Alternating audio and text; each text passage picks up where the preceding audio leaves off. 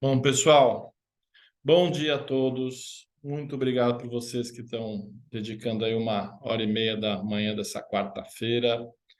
Essa quarta-feira que parece verão, né? Aqui em São Paulo, pelo menos. Meu nome é Jean Sagar, eu atuo aqui na Comissão de Comunicação e Marketing da Câmara França-Brasil. E o convidado de hoje é o Cyril Bellier, que é um especialista em SG, reputação, que eu vou apresentar um pouquinho mais em detalhe. Antes, só falando um pouquinho da Câmara, como a gente sempre faz, é uma instituição bilateral, França-Brasil, com mais de 120 anos de atuação, né? Dedicada a relações econômicas das mais variadas formas que a gente possa pensar, contando com centenas de associados e uma ampla atividade networking, representação. Especificamente, como eu falei, eu sou da Comissão de Comunicação e Marketing, mas tem outras comissões, tecnologia, trabalho na área de direito, comércio exterior, enfim, tem uma infinidade de oportunidades para todas as empresas e profissionais, franco-brasileiros ou não, mas que se interessam pelas relações desses dois países. Vou contar para vocês aqui como é que nasceu a ideia desse webinar. Conversando com uma amiga em comum, uma grande especialista chamada Tarsila Ursini, da área de SG, um tema, né, que todo mundo sabe muito em voga. Ela me indicou o Cyril como uma pessoa de grande conhecimento na área, né?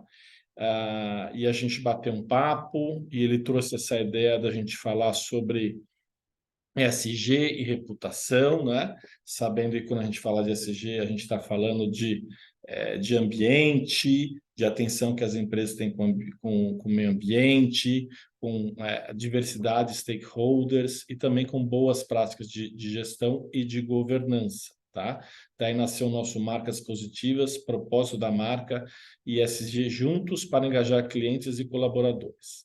Um pouco mais em detalhe aqui sobre o Cyril Bellier, especialista internacional em sustentabilidade, fundador e diretor executivo das consultorias Rever Consulting e Utopies Brasil, empresas B certificadas, especializadas em estratégias ESG e gestão de impacto nas cadeias de valor. Né? Eu vou passar a palavra para o Cyril, agradecer muito a atenção dele, a preparação dele para este evento. Tenho certeza que a gente vai aproveitar bastante e até por uma abertura dele, ele vai fazer uma explanação, imagina alguma coisa de 40, 50 minutos, mas ele quer que vocês possam fazer perguntas ao longo da apresentação e tornar essa dinâmica aqui um pouquinho mais, enfim, viva e convivial, tá? Cyril, un très grand merci por estar presente aqui. E agora eu passo a palavra para você. Muito obrigado. Obrigado a você, Jean. É um prazer poder atender esse convite e, como você disse, né, essa conexão com a Tarsila é algo que, de fato, é bem bacana. Espero que tenhamos aqui a oportunidade, né, de levar um pouco de reflexão, né, para quem participa desse webinar, quem sabe, né, algumas inspirações, algumas vontades, né, de ir um pouco mais fundo em uma dimensão ou outra que a gente vai poder trazer e conversar juntos hoje. Como disse o Jean, né, a gente gosta, eu gosto particularmente de sessões que são interativas. Então, não queria falar durante horas, senão vai virar um monólogo. E como esse sotaque meio francês chato, aí depois de meia hora começa a cansar.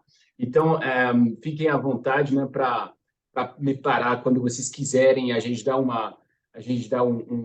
break, a gente escuta. Vocês podem compartilhar desafios, né, sobre os pontos que eu vou comentar. Acho que vai ficar muito mais legal. Queria agradecer a vocês, então, novamente, pela participação cedo aqui nesse webinar. Minha proposta é que a gente possa começar para já iniciar e vocês entenderem um pouco do que a gente está trazendo para essa jornada, né? Então, como falou o João, hoje a ideia é que a gente se foca na construção de marcas positivas, né, que vem principalmente de um marco nas empresas, que é uma reflexão e um trabalho de propósito sobre a marca, né? E quando isso se nutre do ESG, aí começa a gerar uma grande capacidade de engajamento para dentro e para fora. E sobre isso que a gente quer conversar hoje, queremos dar um pouco de visão, de background, de porquê e algumas ilustrações que permitem, né, de também se reconhecer dentro do nosso mercado. Então, é isso. Vou iniciar com uma breve apresentação da Utopia Brasil, depois trazer um pouco de urgência, né? Por que ESG está em voga, como disse o João, né? Em voga, mas, na verdade, muito vinculado a uma necessidade de ação tremenda, né? Uma urgência que cresce muito, né? E depois a gente vai um pouco sobre o quê? Então, beleza, entendemos como que a gente faz, né? Como que a gente faz e como que os outros fazem. Acho que isso é a programação para hoje. Então, para começar, né? A Utopia Brasil é uma joint venture entre duas consultorias pioneiras, que são a Rever e a Utopia. Vou explicar isso um pouco mais. Em francês, Utopia fica um pouco mais fácil. Em português, Utopia, às vezes dá um pouco de dificuldade no entendimento, mas a gente se inspirou muito aí do Eduardo Galeano, que cita o Fernando Birri. E a Utopia é o que a gente tem, assim, que nos motiva, né? Então, tem essa citação que é interessante. A Utopia está lá no horizonte, né? Me aproximo 2 passos, ela se afasta 2 passos. Por mais que eu caminhe, jamais alcançarei. Para que serve a Utopia? Serve para isso, para que eu não deixe de caminhar. Acho que é importante que a gente também tenha objetivos, ambições, e que a gente não desiste, né, do que de fato a gente acredita. Então, é isso o propósito dessa empresa. E quando a gente pensa nos profissionais assim, ESG, eu gosto de ver um pouco a figura do montanhista, né? Parece que a gente está sempre escalando, sempre querendo, não, batalhar para alcançar mais um cume de conscientização, mais um cume de responsabilidade, mais um cume de ação, de realizações das empresas. Então, é isso. A gente está bem movido nessa visão de abrir novos caminhos para elevar o nível de consciência, as práticas e promover as empresas de impacto positivo. Bom, como disse, uma joint venture, então é uma junção de 2 companhias, né? A Utopia na França, que é a maior hoje think tank e consultoria europeia, e a Rever Consulting, que é uma empresa cujo sou cofundador, né, desde 2005. E junto, então, a gente tem essa união de 30 anos de experiência, tem 100 colaboradores, 40 milhões de reais e mais de 250 clientes, juntando Europa, América Latina e principalmente o Brasil, tá? Onde a gente atua primeiro em estratégia ESG, né? Isso é uma grande demanda hoje, e a gente trabalha com grupos multinacionais brasileiros, principalmente no Brasil, né? Algumas empresas familiares também. A gente trabalha sobre inovação, né? Inovação sustentável, que carrega essa dimensão de sustentabilidade, marcas positivas, que é um pouco mais o recorte que a gente vai desenvolver junto, mensuração de impacto e cadeia e rastreabilidade, ok? Bom, isso dito, falei que ESG era principalmente em desenvolvimento por conta de uma urgência. Queria só trazer aqui um pouco de elementos, né? Então, quando a gente fala em ESG, hoje, se tiver que falar de temáticas que são absolutamente chave e gritante, a gente vai ter a temática do clima, tá? Depois, logo em seguida, vem a temática da biodiversidade, da crise de perda de biodiversidade pela qual estamos passando, tá? Isso é uma nova realidade, infelizmente. A gente tem que lidar com pontos que não estão mais sendo discutidos se é verdade ou não é. Já é visto como um fato científico, tá? Já é a realidade. A gente está passando por momentos nessa crise que a gente não podia imaginar pela velocidade que estamos alcançando, assim, esses marcos de crescimento, né, de temperatura extrema, de eventos extremos que sempre estão multiplicados dentro dos ciclos de cada ano, né? E provavelmente ponto de não retorno em muitas dimensões, tá?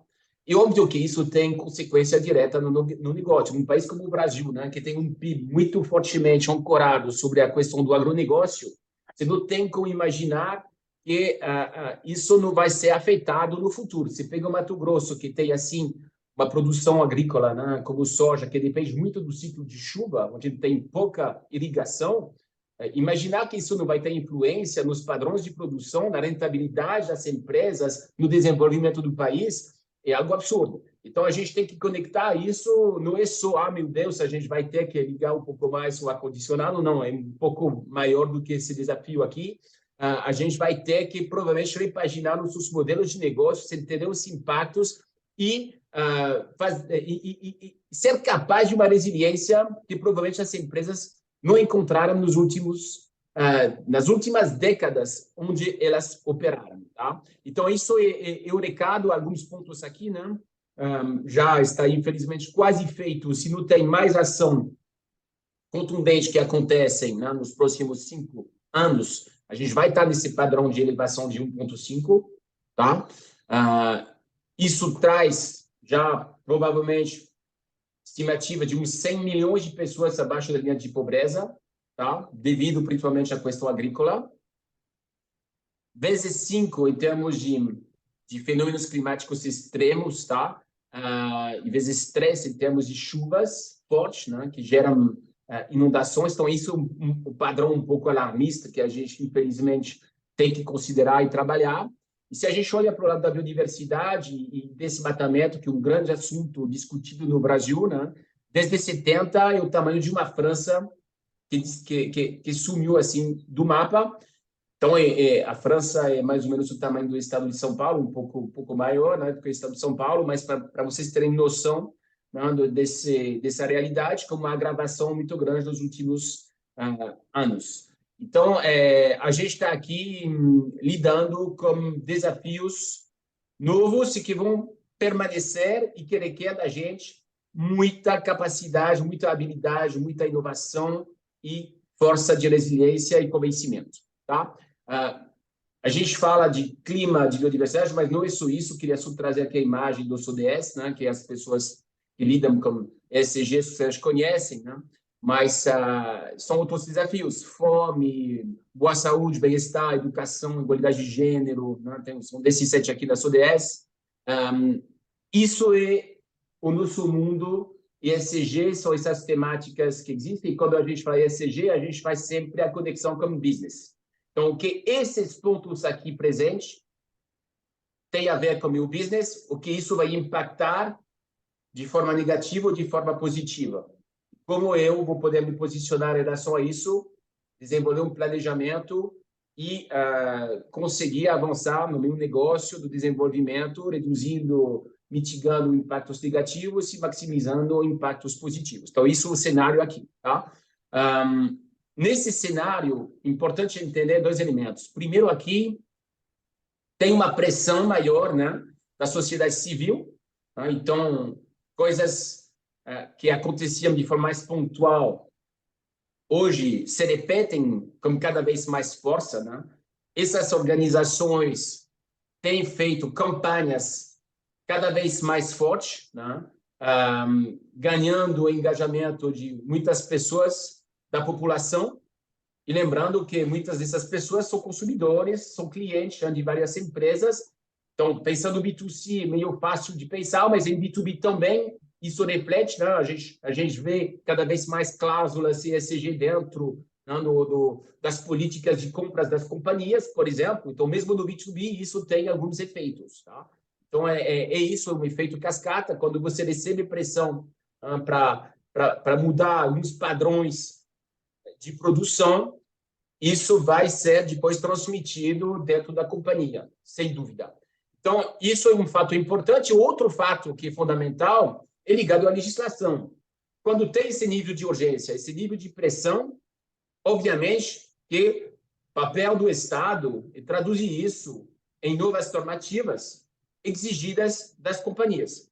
Então, como a gente está no mundo aqui, a Câmara de Comércio, França, Brasil, né, eu quis trazer 2 dimensões. Tem a dimensão europeia, né, que está acelerando em termos legislativos de forma absurda, né, principalmente com 2 normativas que vão influenciar muito, né, as cadeias de valores que iniciam como commodities no Brasil. Estamos falando de soja, estamos falando de carne, estamos falando de couro, de cacau, de algodão, etc, etc. Tá?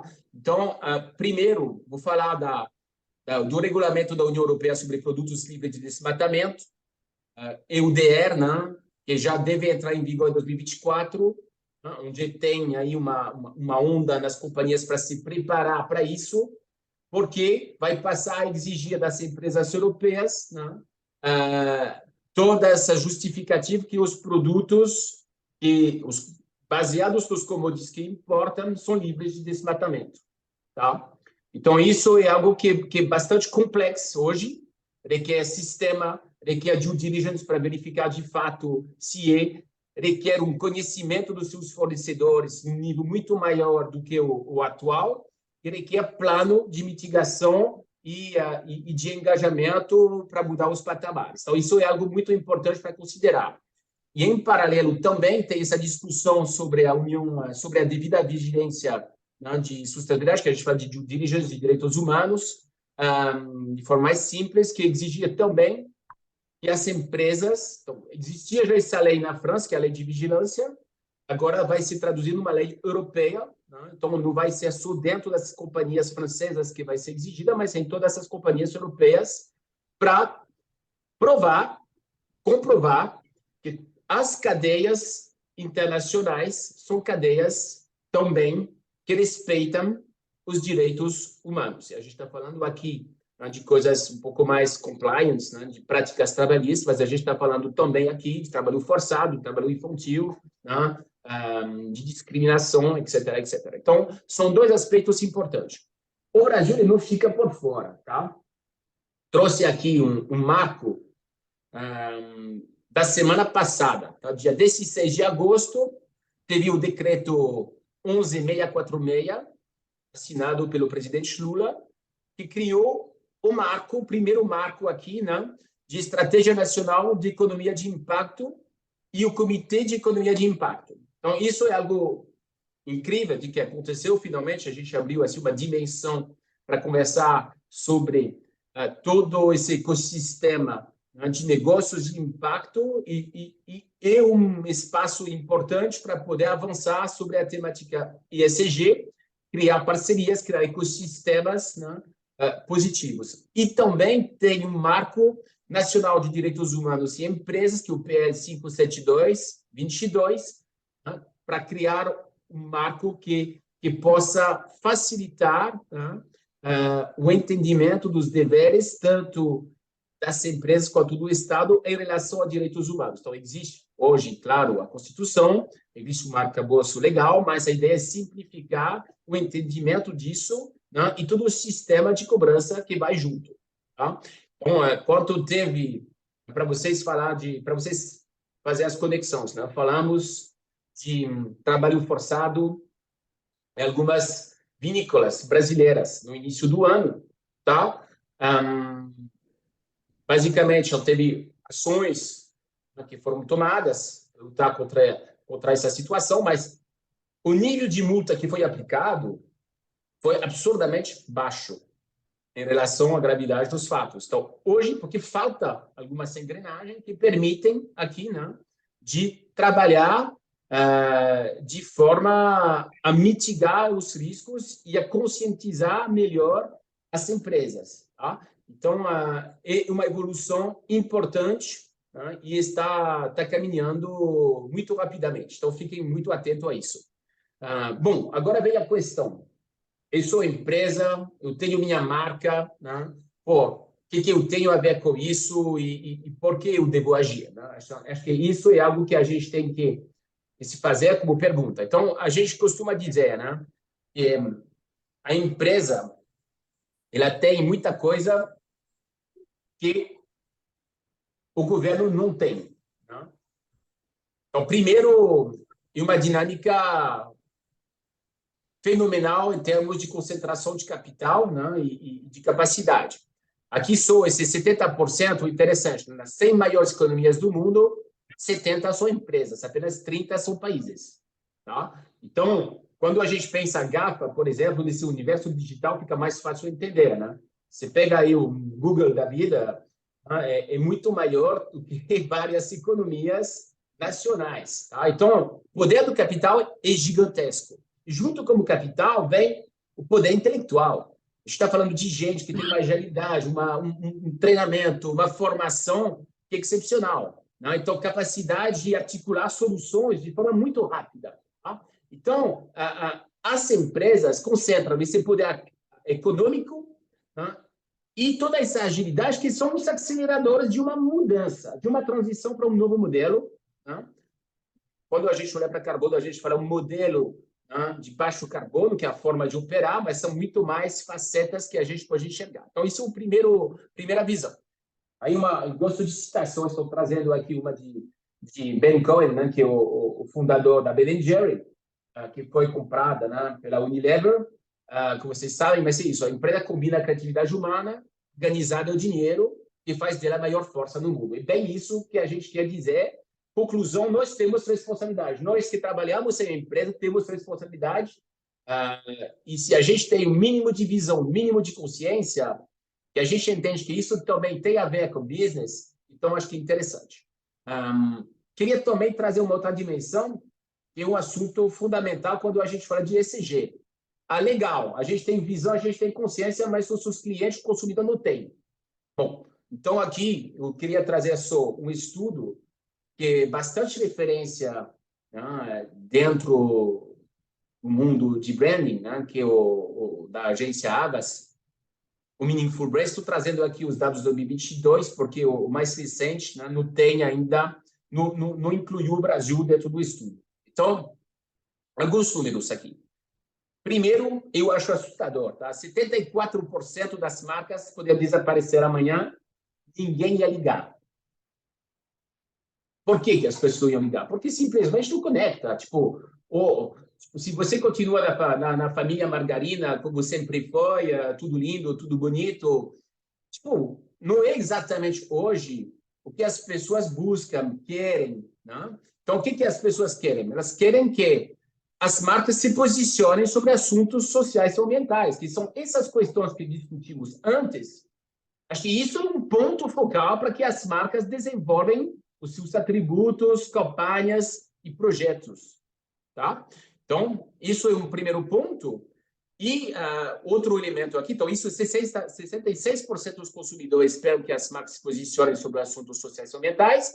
E outro número aí, 87% dos consumidores esperam que as marcas priorizem produtos e serviços que respondam a problemas atuais. Então, isso são dados, tá? Um estudo que ajuda a caminhar, né, em relação à conscientização e engajamento internamente.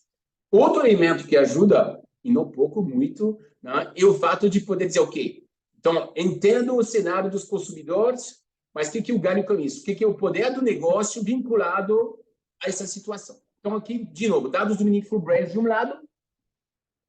As empresas que desenvolveram uma marca baseada num propósito forte, né, têm uma opinião geral maior do que quem não tem, 78 versus 41. Intenção de compra, 44 versus 18. Intenção de recompra, 71 versus 36. O advocacy, que é a capacidade do próprio cliente, né, promover a marca, 73 versus 36. E a aceitabilidade, né, de um preço premium, 52 versus 11%. Uns dados aqui que são interessantes. Outro estudo, um pouco mais velho, né, de 2019, se não me engano, da Accenture, To Infinity and Beyond, né, que, de novo, trabalha sobre quais atributos te atraem nas marcas, tá? Perguntando para os consumidores. Então, 50% buscam marcas que atuam em causas que têm em comum, né, com uma pessoa. 66% dos consumidores acham que a transparência é um dos atributos mais atrativos de uma marca. 50% dos consumidores esperam que as marcas se posicionem por questões maiores do que o próprio business que fazem. Tá? Produtos ofertados, serviços ofertados. Tá? E 62% dos consumidores querem que as marcas se posicionem sobre questões sociais e culturais. Então, isso é um ambiente também de dado, né, junto com um ambiente de desempenho de negócio potencial. Tá? Então, isso é a primeira parte que eu queria trazer para vocês, depois a gente pode entrar aqui. Faço uma pausa aqui para ver se alguma pessoa quer perguntar algo, compartilhar algo, assim, para nós.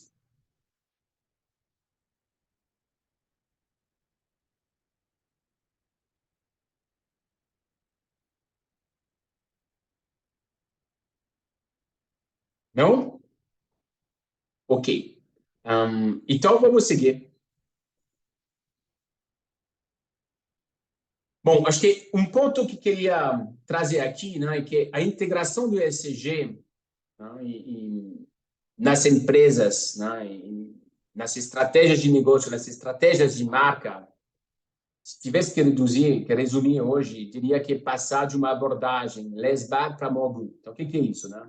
Uma abordagem que a gente tenta gerenciar, né, os nossos riscos, que é o less bad, né? Aí como isso se traduz, tá? Então a gente vai, ok, vou minimizar meus impactos negativos. Então vou numa linha clean label. Zero açúcar, zero lactosa, zero conservante, esses clean labels que existem hoje, né? Então eu vou minimizar meus riscos aqui. Vou trabalhar, né, pouco de advocacy para prevenir crises, limitar uma exposição negativa e finalmente vou seguir uma visão muito triple bottom line, certificação, tá? Então triple bottom line, que foi muito usado quando falava de sustentabilidade, né, nos anos anteriores, que basicamente é lucro, planeta e pessoas, né? A gente tem que equilibrar essas três dimensões. Mas se você pensa nisso, você olha já para o final da demonstração financeira, tá? Já fez tudo, já teve sua criação de valor, já teve suas receitas, para tá, agora quero o equilíbrio. É mais difícil assim, né? Quando a gente olha para o more good, a gente tem uma visão de criação de valor, tá? Então, a gente quer maximizar impactos positivos. A gente quer liderar, a gente quer se diferenciar, a gente quer trabalhar como nossa marca, a gente quer se posicionar. E aí a gente está falando de triple top line, que é basicamente o topo da demonstração financeira. Tá? Eu faço receita graças a esse posicionamento, graças a essa oferta. Então, aí a gente volta para algo que é fundamental. Quais são meus produtos, quais são meus serviços que eu vou ofertar, né, para o mercado. Né? E aí, isso é o coração de qualquer mudança de modelo. Você tem que integrar isso no core. O core que você vai vender, o que você vai faturar. Tá? Então, essa é a diferença. Né? Eu tenho uma abordagem lesbada, que é necessária, inclusive. Né? Não é deixar de ter um lesbado. Você tem que mitigar, tem que equilibrar os dois. Tá? Mas você tem que olhar para uma outra dimensão e você tem que entender que se você não ampliar a sua oferta, né, se tiver só uma linha green, blá, blá, blá, que são 3 itens, né, de 100, difícil imaginar que você vai capturar essa dinâmica de mudança.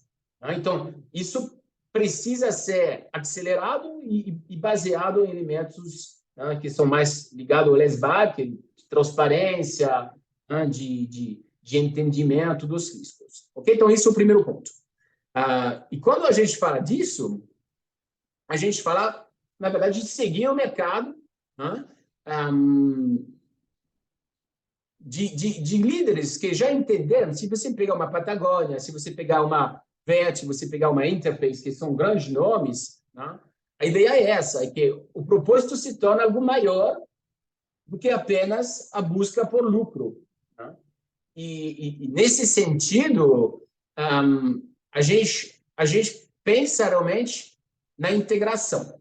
Então, como fazer isso? Né? Acho que a gente falou, né, como temática essencial, para isso acontecer, fundamental que uma estratégia ESG esteja absolutamente conectada com o propósito da companhia.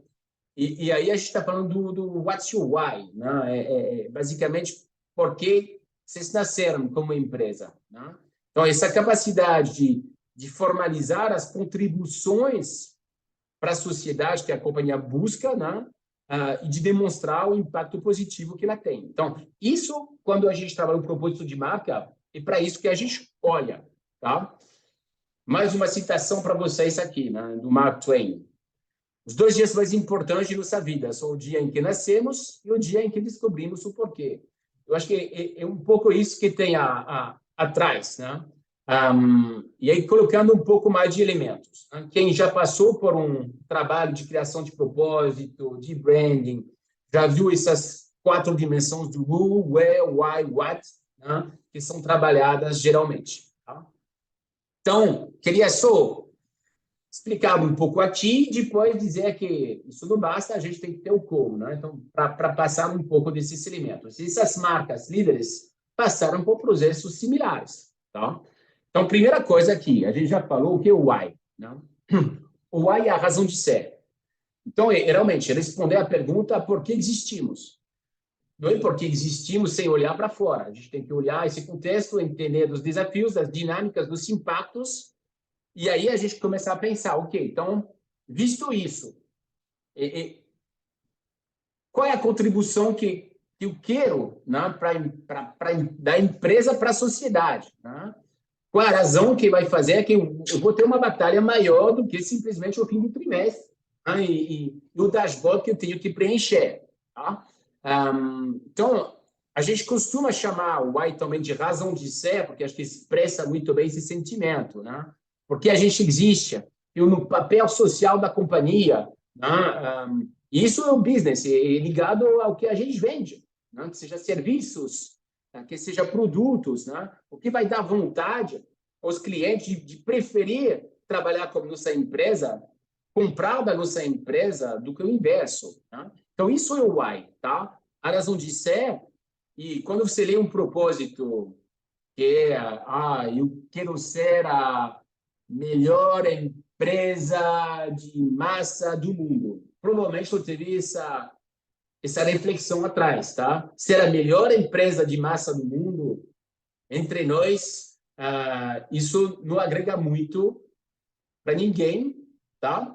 Acho que a gente está aí falando de empresas que têm trabalhado numa, vamos dizer, numa outra época, tá? Acho que hoje, se você olhar a massa, então, ok, uma empresa, a gente pensa que massa é um alimento particularmente nutritivo, de baixo impacto, então vamos valorizar todo o aspecto nutricional e vamos pensar que a gente se levanta todos os dias para poder oferecer uma massa para as pessoas que é um complemento nutricional de melhor qualidade, de baixo impacto e que pode garantir que essas pessoas que têm uma consciência maior de nutrição, né, de alimentação, então é um switch que a gente tem que fazer aqui, tá?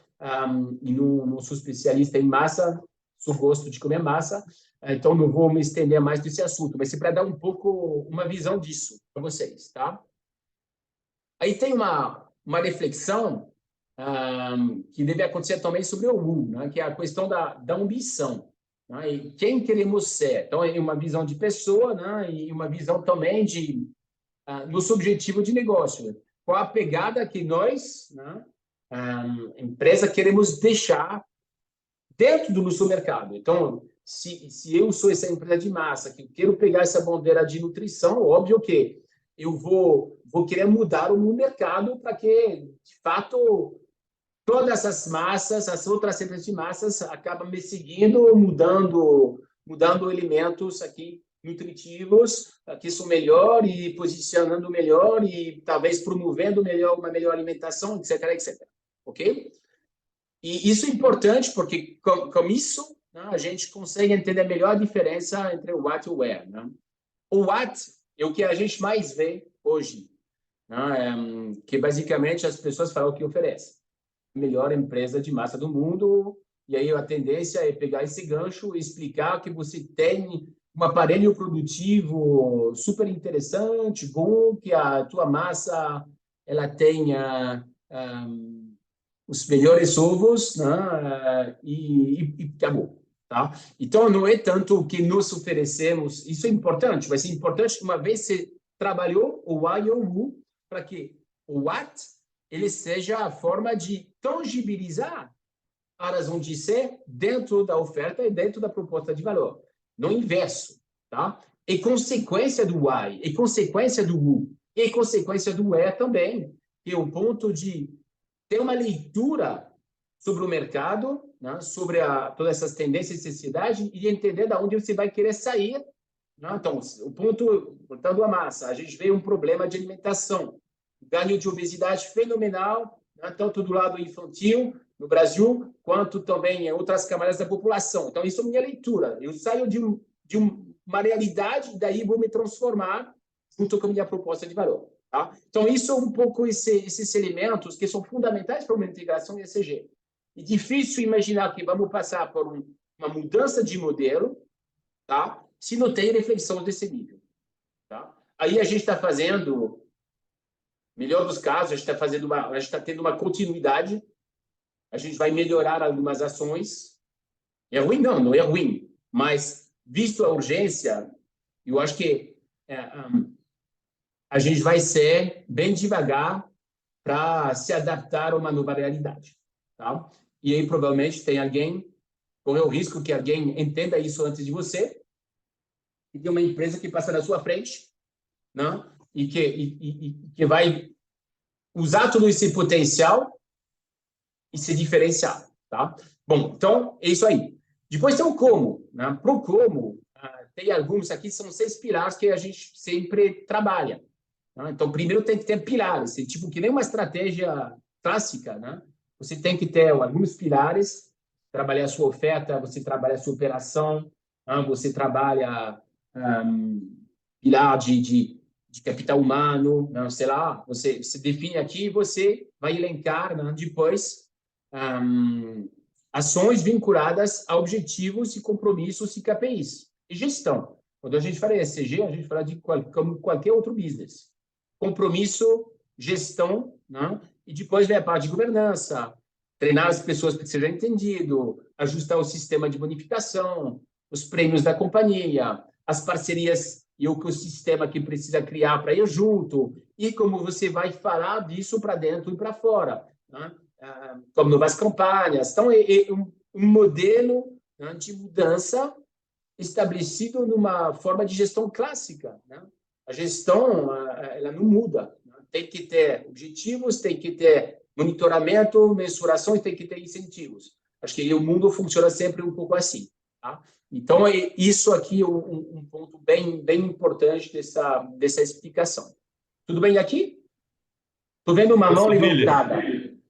eu já aqui, só para eu quebrar um pouco o gelo aí, quem sabe eu tire um pouco a timidez do pessoal. Não sei se é o melhor momento, tá? Mas eu já Não estava me vai. preparando para te perguntar com quem que fica ESG nas empresas, né? O que você tem visto? Acho que é um pouco óbvio que não é uma função de uma área só, mas você já avançou um pouco aqui, passou aqui pelo who, where, why, what, né? Como você vê isso sendo aplicado nas empresas aqui no Brasil? Tá. Bom, primeiro, se você olhar para grupos maiores, né, hoje é muito comum uma empresa ter uma área dedicada a essa questão. Tá? Então, dependendo do perfil da empresa, tem uma área ESG voltada para, principalmente, respostas a normativas e padrões, tá? Externos. Então, aí acaba sendo um grupo até de 10 a 20 pessoas, né? E às vezes chega a mais pessoas, dependendo do tamanho da empresa e do seu posicionamento. Tá? Então, existe uma área ESG nas companhias, mas na maioria das empresas, uma área de uma ou duas pessoas só. E aí, claro que você pode imaginar que uma ou duas pessoas não são suficientes para poder tocar essa agenda. Então, como funciona? Essas duas pessoas, elas são guardiãos de um processo, basicamente. Tá? Um grande PMO, né? E elas trabalham com um pouco em formato de squad, né? Puxando pessoas de marketing, puxando pessoas de inovação, puxando pessoas de compras, tá? Então, elas se estimulam assim, esse squad para que cada um pega um pedaço do trabalho dessa estratégia ESG, desses compromissos. Tá? Então, esse é um modelo que é bem comum aqui. O que a gente vê é, quando essas pessoas são próximas ou abaixo de uma diretoria que se chama marketing, vai mais rápido. Por quê? Você está embaixo, você está com muito mais proximidade para tocar a oferta, para levar essas informações, para trabalhar o branding. Então, esta visão aqui, acho que o caminho de aceleração é muito mais fácil quando o ESG está junto com o market. É isso que eu ia dizer. É comum? Ainda não. Ainda não. Isso é ruim porque significa que, muitas vezes, quando sozinho o ESG é visto como vamos dizer, uma equipe de segunda ou terceira divisão. Tá? E eu acho que hoje, visto esse cenário que temos, ser um time de segunda divisão não leva a ganhar o campeonato. Entendeu? Então, acho que pelo tamanho do contexto, a gente realmente tem que projetar essas pessoas mais para frente. E tem grupos que apesar disso, funcionam bem, né? É comum também ter pessoas vinculadas a RH, pessoas até vinculadas a jurídico, né? Mas aí depende, é um pouco mais tough, né, para conseguir, e eu acho que tem alguns paradigmas para quebrar ainda. Porém, né, óbvio que o que é o maior trunfo, né? É poder ter patrocinadores, sponsor na companhia que tem visão, né? Então, a partir do momento que você tem um sponsor, mesmo que você esteja abaixo do jurídico, né? Mas que vai empurrar, né, essa agenda, se for um CEO visionário, aí tanto faz o lugar onde você está. Mas você precisa, nesse caso, de uma pessoa que, de fato, patrocina e banca. É isso que eu diria, tá? No que a gente vê, e se vocês não estão no marketing, não tem problema, tá? Mas é interessante, às vezes, porque, de novo, o core da transformação está na oferta, na marca e nesse posicionamento. Então, mais distante você for dessas discussões, um pouco mais difícil é. Legal. Obrigado. Pessoal, foi também. Eu já tinha anotado aqui, mas é para quebrar um pouco o gelo. Não, fiquem à vontade se quiser perguntar. Não sei se as pessoas podem pegar o microfone ou mandam pelo chat. Eu não consigo visualizar isso, tá? Mas se tiver aí questões... tem coisas no chat, aparentemente, não? Deixa eu ver aqui. Vamos ver. Se quiser já me falar umas questões no chat, eu consigo aí responder se tiver, tá? Tá. Deixa eu ver aqui. Não, só uma pergunta sobre os estudos, acho que você mostrou, se eu não me engano, da Accenture, Meaningful talvez. Brands e Accenture, Se yeah. conhecer mais os dados, se isso é uma coisa aberta. É super aberto, vocês vão puxar, tem todos os anos, é só entrar, vocês digitam Meaningful Brands, Avas, vocês vão ter acesso a todos os estudos, tá? Eu vou depois, enfim, sou Meaningful Brands Avas no Google, acho que é o primeiro link que chega. Depois é outro da Accenture, né? Tem que digitar aqui, voltando para trás, deixa eu ver onde está. Aqui. Até já colocaram aqui no grupo. Aqui, To Affinity and Beyond plus Accenture, também você vai ter o estudo disponível. Tá. Tem um que já está no chat aqui, para quem quiser. Legal, legal. Não, eu recomendo muito. Inclusive, o último estudo, infelizmente, não incluiu o Brasil, mas é também muito interessante para ver um pouco a evolução disso tudo, tá? Eu acompanho isso faz mais de 10 anos. Teve uma época anterior à pandemia, teve uma época da pandemia e agora também tem novas evoluções. Então, interessante, isso é dinâmico, tá? Cada ano você tem alguns insights diferentes, muito bom, tá? E tem outras organizações, quem está também acompanhando o GlobeScan, a GlobeScan tem estudos fenomenais também, como esse excelente ESG dos consumidores, da sociedade, que são muito bons, tá? Legal, ótimo. Acho que estávamos aqui. Isso. Sim. Então, vou seguir aqui. Então, eu gosto de sempre vincular as coisas com business. Porque sem esse vínculo claramente estabelecido, a gente não avança. Então, aqui tem outro dado do Meaningful Brands que é interessante sobre rentabilidade, tá? Marcas que são percebidas como geradoras de impacto positivo aumentaram seu desempenho financeiro em cerca de 206% nos últimos 10 anos. Então, de fato, é um caminho rentável, é um caminho lucrativo, né? E um caminho que também traz outros benefícios, como, por exemplo, diferenciar. Se diferenciar é capital, né?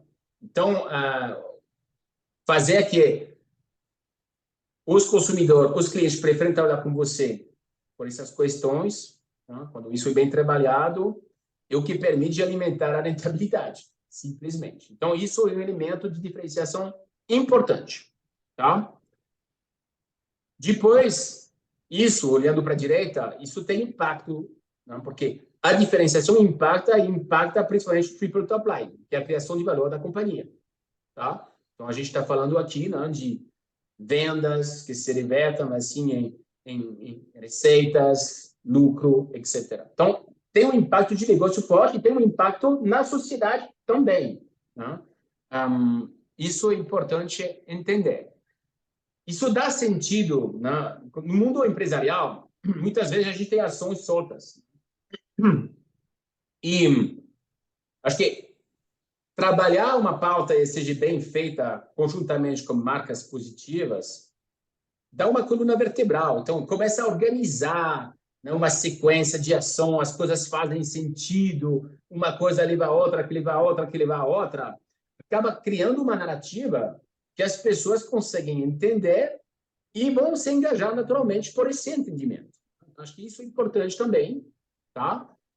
Cria inspiração também para poder ter mais inovação na companhia, ajuda a filtrar, porque quando eu tenho qualquer pauta, né, de comitê executivo, de diretoria, passa o tempo priorizando, filtrando, isso não, isso sim, isso não, isso sim. Então, tem um filtro aqui que permite tomar com mais segurança essas decisões de negócios, tá?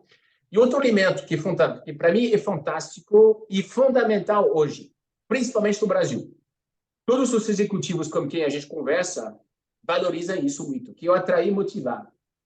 Estamos numa luta gigante para captar talentos, tá? E, principalmente as gerações novas, costumam olhar, perguntar sobre a pauta ESG da companhia, sobre o nível de compromisso, né? E parte da escolha do talento trabalhar com você, muitas vezes, é vinculada à existência dessa pauta ESG e de um propósito de marca que conversa também, né, com o futuro colaborador que você vai ter. Tá? Então, as marcas empregadoras, hoje, estão se nutrindo dessas discussões que temos juntos. Tá? Fundamental ter isso em mente.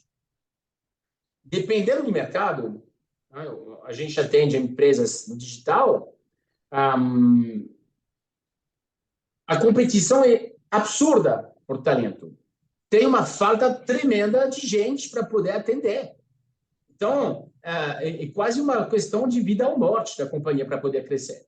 Né?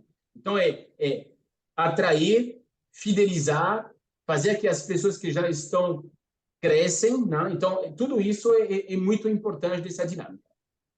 Ok, vamos lá. Queria dar, né, para finalizar um pouco esses papos, alguns exemplos concretos para vocês. Tá? Então, primeiro, olhando, né, qual ambição definir para a sua marca dar um salto. Né? Então, acho que aqui a gente tem alguns elementos interessantes. Tá?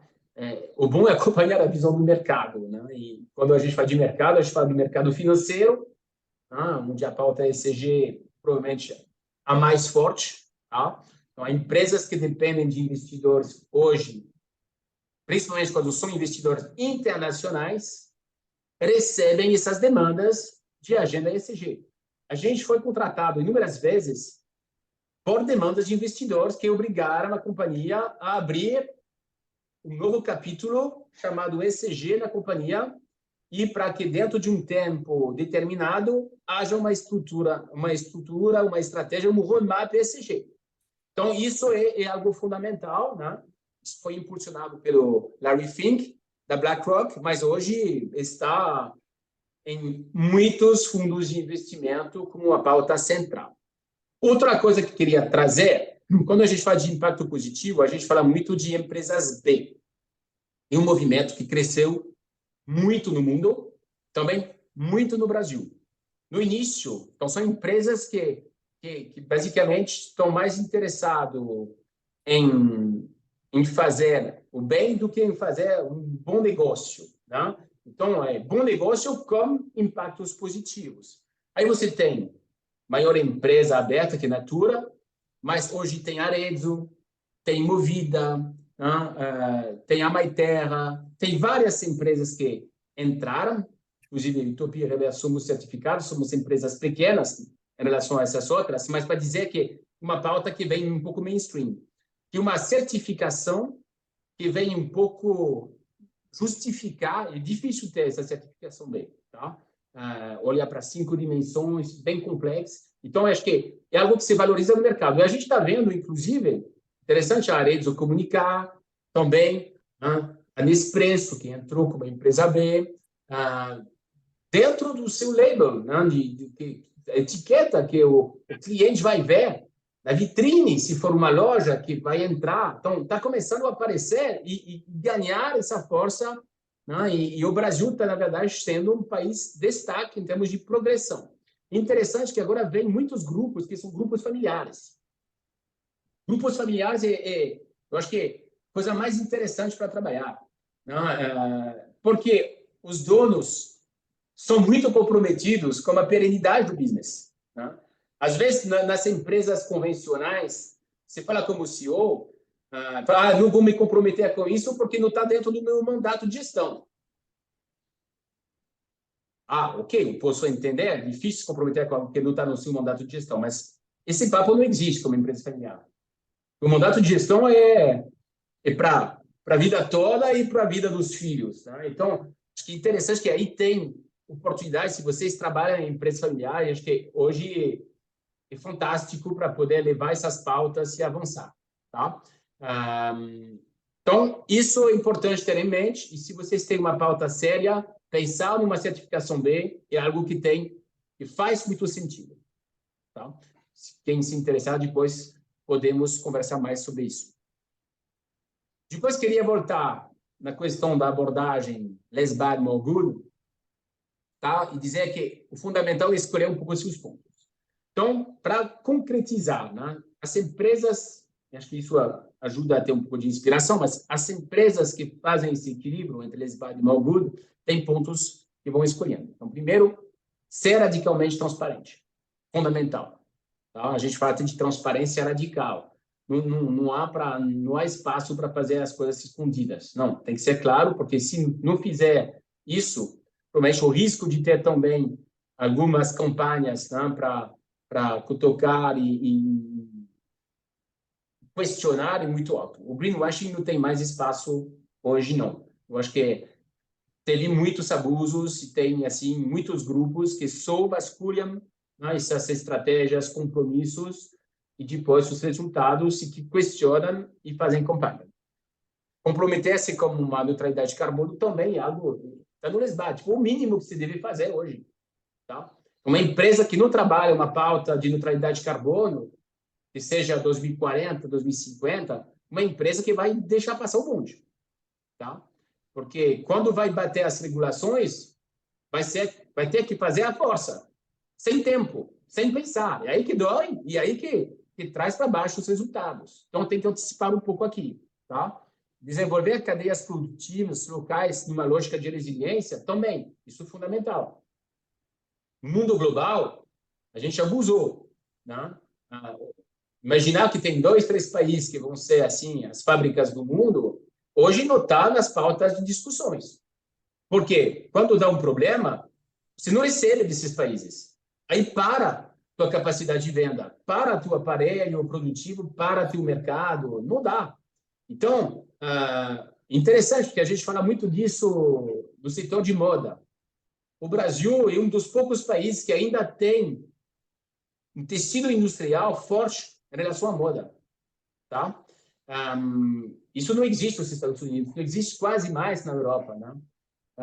Então, manter essa capacidade dentro do setor, cada um tem seus pontos fortes e fracos, mas uma capacidade de produção local é essencial, tá? Muito mais seguro, visto o mundo no qual estamos atuando, como a geopolítica louca, né? de realmente cultivar e incentivar e fomentar essas cadeias com bons programas, tá?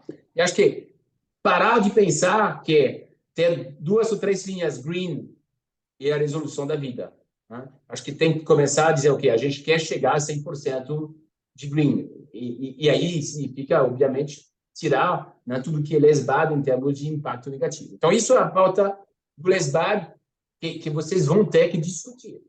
Não tem como. E no More Good, então, é uma coisa mais inspiracional, né?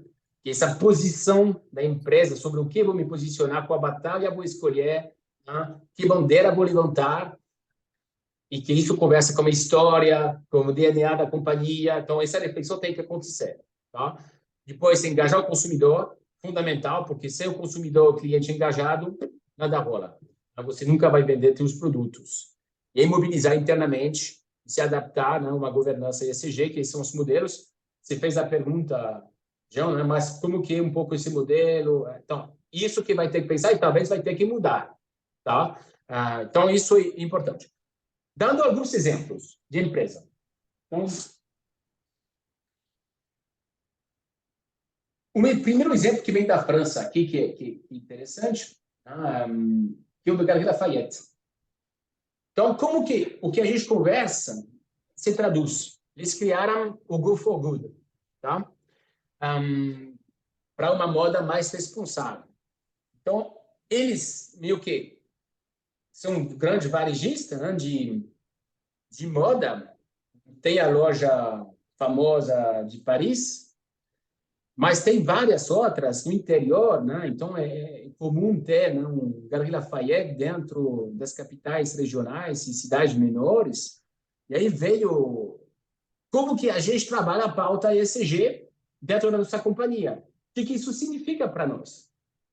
Poxa, a gente está no setor meio que tem uma parte de fast fashion, né? um monte assim de pedras sendo atiradas no nosso setor, escândalos, né, de produção no Bangladesh, fogo nos armazéns de produção lá, morte, trabalho escravo, textil se acumulando, ciclos de vidas curtos, toneladas e toneladas e toneladas de tecidos que não têm uma saída para uma segunda vida, enfim. Setor extremamente complexo, né, e onde o modelo é muito questionado. Então, eles criaram essa visão do Go for Good, que alimenta a alma deles, alimenta a marca e alimenta depois uma estratégia ESG. E aí, eles fizeram um planejamento, fizeram toda a campanha e começaram a criar o Go for Good dentro de todos assim, as lojas e também dentro do online. Tá? Então, isso foi um tremendo sucesso, inclusive de venda. O Go for Good foi o que mais puxou, né, os resultados durante a pandemia da companhia. Vocês terem noção.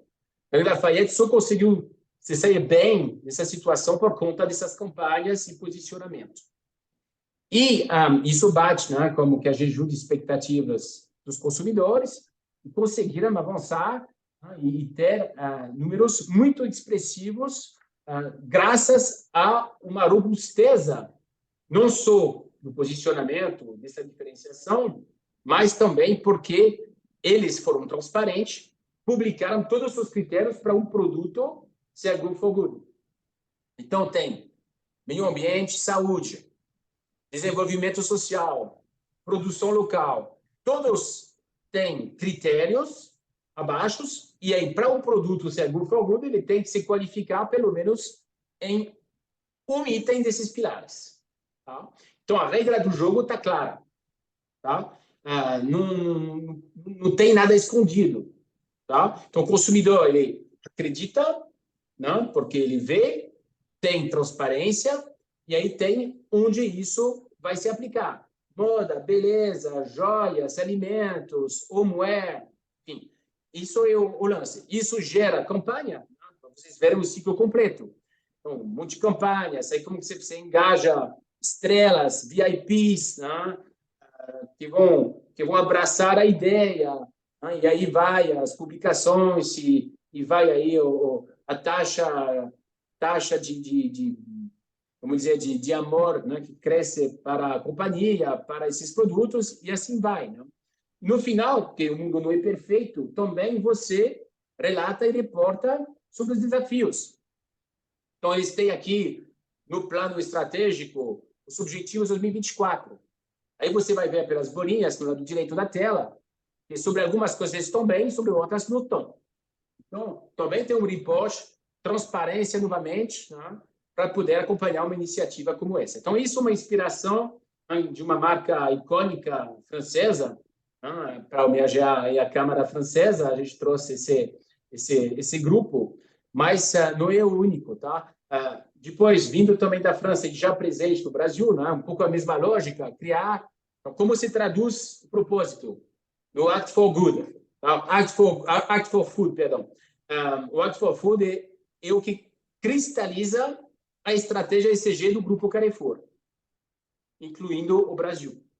3 pilares. Engajar-se em nome da qualidade alimentar. 2. Tornar a qualidade acessível a um preço justo. 3. Unir todos os agentes da transição alimentar. Esses pilares que eu falei, que tinha que estruturar, depois com KPIs, compromissos, ações, reporting, monitoramento, governança que vai. Né? Então, é isso. Mais um exemplo. Bom, no Brasil também acontece. Alguns exemplos aqui. Né? Marui lança selo Moda do Bem. Tá? Então, o que é isso? Então, é um compromisso com metas. Meta 1. 100% dos produtos fabricados com matérias-primas e o processo com menor impacto ambiental em sua cadeia de produção até 2030. Depois, aumentar a oportunidade de negócios, processos de economia circular, etc. Então, aí vem compromisso, essa campanha que se cria, né? Na Arezzo, a mesma coisa, você tem aí toda uma parte que é, ok, então, a gente abraça compromissos públicos, né? 100% da cadeia de fornecedor rastreada e certificada, 100% de transparência dos produtos para cliente, como informação de composição, origem, fabricação. Se olhar para o meio ambiente, então tem neutralização da emissão, olha, isso é um must-have, né? Até 2024, 100% das embalagens produzidas com material reciclado, 40% de certificação. Então, isso é o core, entendeu? Se muda, você toca a sua oferta e vai. Depois, transparência. Eles publicam todos os critérios, que nem fez Galeries Lafayette, tá? Então, você vai no site, você vê todos os critérios, isso é super acessível para todo mundo. E depois, né, você vai espalhando nas marcas do grupo. A gente está falando da Arezzo & Co. Então, não é só Arezzo, é & Co, então tem Reserva, por exemplo, tem outras marcas dentro, e depois você vai fazendo um rollout desses compromissos para as outras marcas do grupo. Então, é mais um exemplo aqui para vocês verem. Para finalizar, aqui o outro grupo francês que dá deu, Leroy Merlin, né, que também traz essa visão e dimensão para o Brasil. Então, você tem um frame, que é o frame ESG da companhia, Positive Products, produções responsáveis, segurança, recursos utilizados, durabilidade melhorada, e daí você vai também comunicar, né, a partir disso aí, dentro das lojas, dentro do site, e vai fazer acontecer esse engajamento. Tá? Então, é um pouco isso que eu queria trazer para vocês de inspirações e deixar aberto para mais perguntas. Aqui só trouxe, né, algumas notas de posicionamento que vocês vão ter, se vocês clicarem no utopia.com.br, vocês vão ter, tem toda uma parte think tank, aí vocês podem baixar e são elementos de documentação que ajuda todo mundo aqui, tá? E é isso. Então, isso que tinha previsto de mostrar para vocês, para gerar um pouco de reflexões. Eu acho que estamos on time e estou à disposição para ouvir vocês. Legal, Cyril. Vou puxar aqui mais uma. Espero que o pessoal aqui perca um pouquinho da timidez, mas a pergunta que eu ia fazer é o seguinte, né? Como você acha que está o Brasil nesse momento? Porque eu imagino que nossa plateia aqui, a gente tem pessoas que já atuam, pessoas que estão querendo atuar, né? Onde você vê o Brasil no mundo SG? Primeiro que eu acho que a gente tem uma vocação absurda, né, como país, né? Quando a gente fala de ambiente, né, um país continental que a gente fala, 200 milhões de pessoas, é um dos principais exportadores de diversas commodities, mas também de alguns bens industriais, né? Enfim, mas o Brasil tem um peso, né? O Brasil é um país que é maior que a maior parte das empresas do mundo, né? Como você vê o Brasil? O que você tem visto aí nos últimos anos? O que você pode falar pouquinho aqui para os profissionais que já estão atuando ou que estão planejando atuar em SG? Bom, eu vejo que o Brasil voltou. Então, primeiro tem que considerar o Brasil como país e geopolítica, né? Isso, óbvio, tem consequências depois, né, dentro das oportunidades que tem quando a gente trabalha com o ESG, barra sustentabilidade. O Brasil está de volta em termos de interesse, né, internacional em relação à pauta de sustentabilidade, principalmente a pauta de clima e biodiversidade. Tá? Vocês sabem que, inclusive, o Brasil vai sediar, né, a Copa em Belém, 25, se não me engano, em Belém em 2025. Tá? Então, isso é um marco, vamos dizer, tem sinais, né, que são emitidos que o Brasil quer ser, novamente, um player robusto dentro da pauta internacional sobre esse assunto. Tá? Vai ter desafio? Vai ter, sem dúvida. Mas, enfim, é uma agenda colocada novamente que conversa bastante com os interesses internacionais em poder contar com um ator do tamanho do Brasil, que possui ainda a maior floresta tropical e todo esse potencial de mitigação de mudanças climáticas. Então, isso é um fato e é algo que é muito positivo. Né? Eu tenho a oportunidade de conversar com bastante empresas internacionais que não estão na América Latina e que perguntam do Brasil com bastante interesse, que querem fazer projetos, que querem investir no Brasil, no mínimo nesses projetos vinculados à questão climática e biodiversidade. Tá? Então, o Brasil ele tem a possibilidade de tirar algumas pedras do sapato do mundo fora. Tá? Então, isso é bom, porque isso significa que a gente está falando de oportunidade. Tá? Então, como a pauta internacional crescente em relação ao país, o que acontece? Quem está pilotando a empresa, são diretoria executiva, CEOs, estão ouvindo isso das suas viagens, peregrinações em diversos mercados. Então, o que a gente está vendo é uma cobrança maior dentro dessa empresa para acelerar. Então, é muito comum, você fala com um CEO, puxa, estava aqui em Paris, ouvi isso sobre clima, sobre diversidade. Pô, o que a gente está... E volta aí no Brasil, o que a gente está fazendo mesmo? Só isso, não, a gente tem que mudar. Tem que avançar. Não está bom e não está suficiente. A gente foi lento demais, agora vamos acelerar. Então, isso acontece hoje. Tá? E acho que o truque é que quem trabalha com esse tema, que infelizmente viu a porta fechada durante algum tempo para não ter uma pauta maior, compromissos maior, ambição maior, é tipo abrir, tocar a porta novamente, abrir a porta e engajar de conversa para tentar sair do status quo.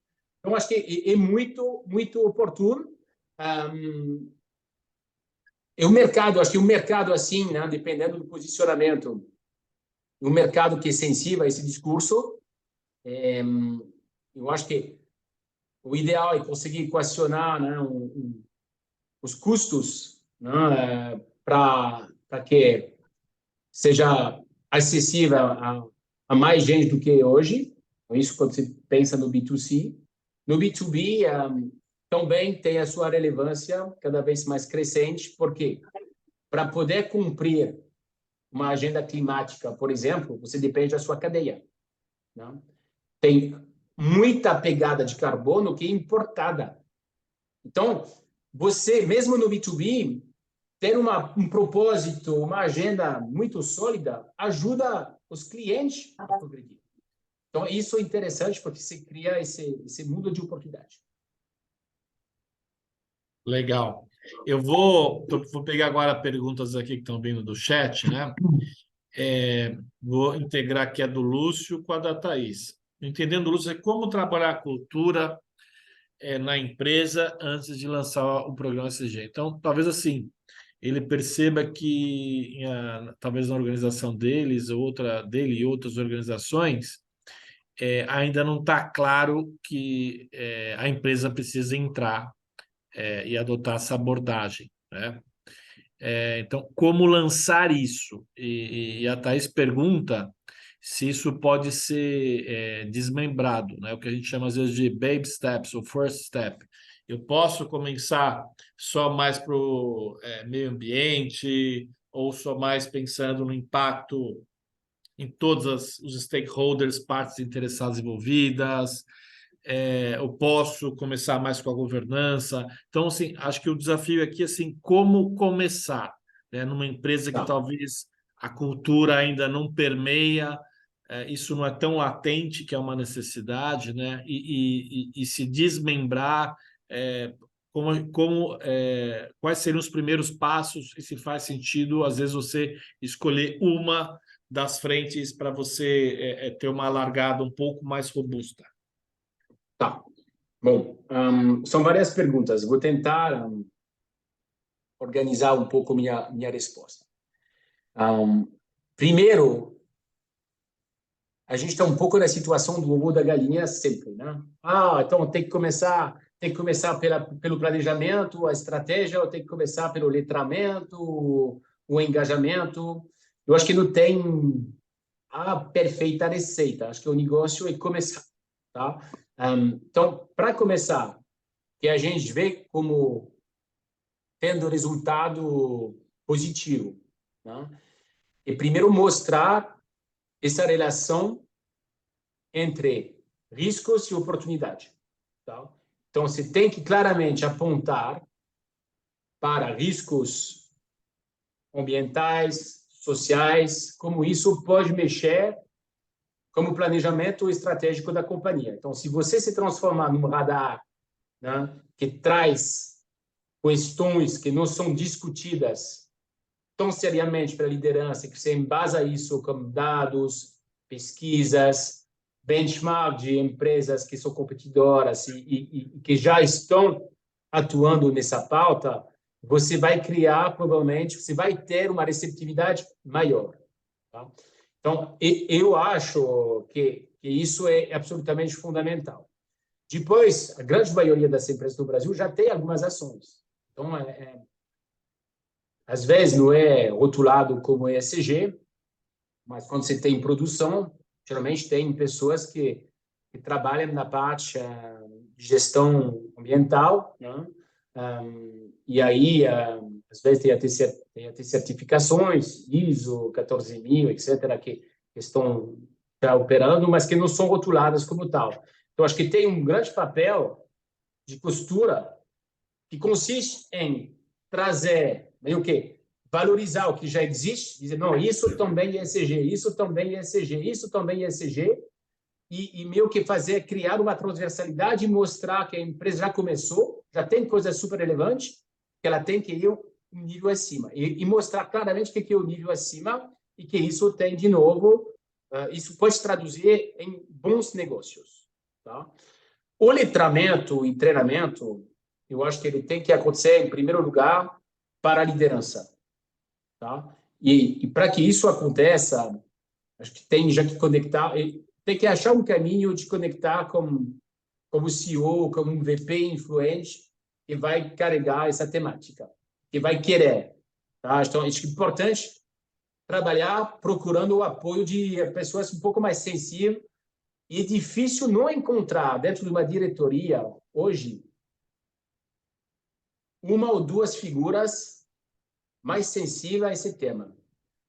Muitas vezes estão todas as questões, né? Pode ser porque o pessoal tem filhas, filhos em casa, e aí vão perguntando e até infernizando a vida dos pais, porque os pais são já de uma geração que não tem essa consciência e não enxerga nada. Então, é muito interessante.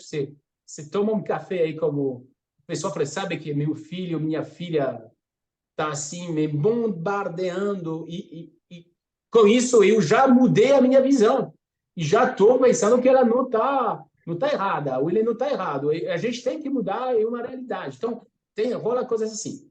Depois também a diversidade, né? E programas de diversidade, que uma pauta seja extremamente importante, que talvez não é rotulada como tal, é uma pauta importante. Porque, através da diversidade, você abre janelas que podem facilitar um caminho para uma pauta maior. Tá?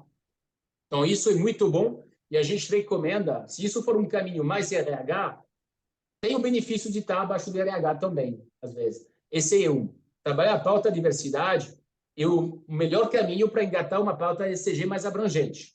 Tá? E se apoiar sobre as pessoas da diversidade para criar essa nova dimensão e esse papo. Tá? Então, unir os dois. Acho que isso é uma coisa bem bacana que rola também na companhia. Né? E a gente vê muitas empresas onde a gente trabalha, onde quem disparou essa pauta ESG é alguém que vem da diversidade. Tá? E aí, é uma diversidade múltipla, né? Começando pelo básico, às vezes gênero, né? Mulheres que são mais sensíveis, né? E que não tinha espaço no board. Chega a mulher, né? Traz uma pauta, uma sensibilidade, uma visão de mundo um pouco diferente, quebra assim esse machismo ambiente, né? E forma meio unilateral de pensar e traz essa oxigenação. Ou uma pessoa que vem de um grupo LGBTQI+, né? Ou uma pessoa que vem pelo étnico-racial, mas isso funciona muito bem, geralmente. Tá? Então, poderíamos falar muito sobre isso, mas para dar um panorama, é isso que eu diria. Legal. Gente, tem mais alguém com alguma pergunta aqui que queira jogar no chat ou que queira fazer diretamente?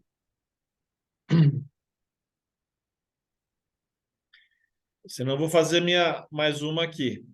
O, o, o, o Cyril, acho que isso é um case muito de... se uma empresa não está madura nesse processo, você falou aqui da Arezzo, você mostrou o case da Leroy Merlin, enfim, como funciona um pouco essa aquisição de conhecimento externo, né? Contratação de consultoria, cursos, o que você vê de ferramental e de programa que são capazes de alimentar uma empresa para ela se direcionar um pouco melhor a médio e longo prazo? Bom, acho que tem vários caminhos, tá? Tem o primeiro, o caminho interno. Em muitas empresas tem uma valorização, né, de cursos que podem ser feitos pelos colaboradores. E a gente vê um aumento de cursos, de demandas para fazer cursos CSG. Tá? Então, são pessoas colaboradores, muitas vezes da media gerência, né, que têm oportunidade de pleitear assim, um apoio, né, ou, às vezes nem até sem apoio, vão fazer cursos ESG, MBA ou cursos mais técnicos, trazem isso para dentro. Como traz isso, começa a ganhar espaço e eles vão buscar apoio externo de consultoria, muitas vezes, porque, infelizmente, a voz de fora, às vezes, tem mais peso do que a voz de dentro. Né? Então, isso ajuda a estruturar uma forma de abordar, né? de dar assim um panorama um pouco maior às vezes pede uns workshops, pede algumas palestras, né? E isso sensibiliza as pessoas e começa a abrir um caminho, né? E depois, abrindo o caminho, hoje tem, nas consultorias em geral, e na nossa também, a gente tem toda uma linha, né, de ferramental para apoiar, né, da definição de uma estratégia, de um planejamento ESG, a trabalhos de labeling, como foi feito, né, na Arezzo. A gente fez um para a Stec, uma filial do Grupo Schneider, no ano passado, né, muito interessante, que vai ser lançado em toda a linha de produtos Tech até o fim do ano. Né? Então, dependendo do foco que a gente escolhe nas discussões da estratégia, a gente consegue acompanhar. Seja, depois, se a gente tem demandas hoje, a legislação faz que tem novas demandas. Então, isso é interessante, porque empresas que não se mexiam, hoje, escutam do comprador de commodity na Europa, que agora eles querem ter toda uma due diligence para mapear os riscos de desmatamento ou de direitos humanos. Pô, isso é um eletrochoque. Então,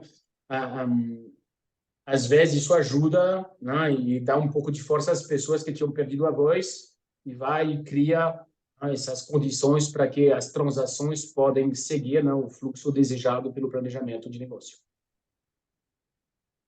Tá. Mais uma aqui que apareceu. O que você vê mais de comum, né?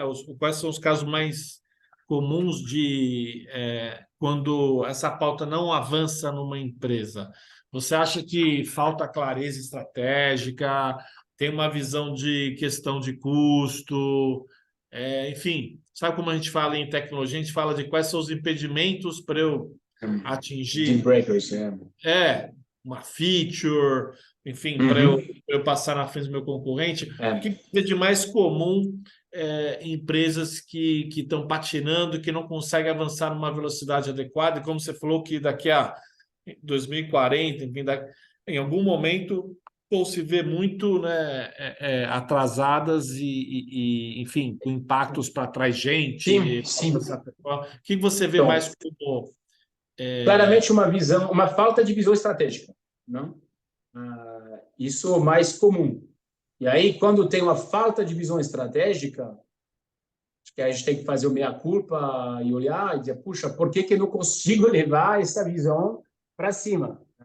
E aí, então, tem que trabalhar sobre novas formas de levar essa informação para fora, para conectar com os pontos de sensibilidade de quem deve receber essa informação e a transformar em algo maior.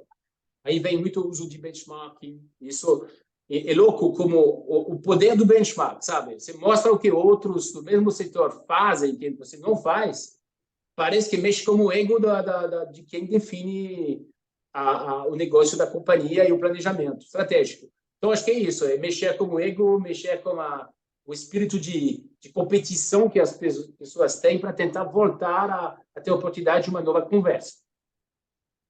Pedir, às vezes simples, tá? Pedir vamos fazer um tema tão importante hoje, e a gente vê que isso poder nos ajudar a ter na contratação de pessoas, para fidelização de pessoas. Vamos fazer uma palestra para falar desse tema, vamos lançar um programa para ver o que as pessoas valorizam, querem, né? Então, aí o RH ajuda a movimentar, dizendo, não rolou pelo top-down, então vamos fazer o bottom-up. E ver, trazer talvez um pouco desses elementos. A gente tem que mesclar aqui, dependendo da situação, mas pode ajudar. Legal.